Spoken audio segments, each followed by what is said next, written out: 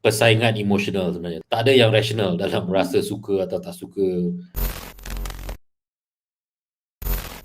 Encik Adik berasa patut tak muda ni dibubarkan sahaja ataupun bagus untuk kekal untuk sistem politik negara? Dari segi prinsip demokrasi, lagi banyak parti lagi bagus. Jadi muda sepatutnya boleh kekal bergerak dan mengambil bahagian dalam proses demokrasi negara. Jadi tak ada masalah. Melainkan kalau parti itu sendiri, ahli-ahli sendiri rasa parti itu patut dibubarkan atau digabungkan.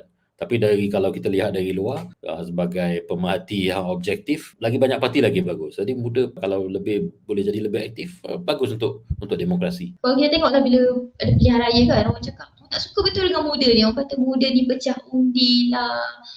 Macam ramai yang tak suka lagi daripada suka je Adik. Ya, memang ada lah, memang ada. Macam mana muda ditubuhkan. Jadi dia akan tarik sokongan daripada parti-parti yang lebih established. Jadi orang-orang yang menyokong parti-parti besar yang lebih established, tak kira lah, tengok tempat lah. Kalau tempat tu mungkin Pakatan Harapan lebih boleh terjejas, kalau setengah tempat, kalau mungkin Perikatan boleh terjejas. Jadi orang PH atau orang Perikatan yang akan rasa tak suka dengan muda. Itu sebahagian daripada politik. Politik ni pertandingan populariti kan. Jadi dia lebih pada persaingan emosional sebenarnya. Tak ada yang rasional dalam rasa suka atau tak suka kebanyakan orang pada parti-parti politik.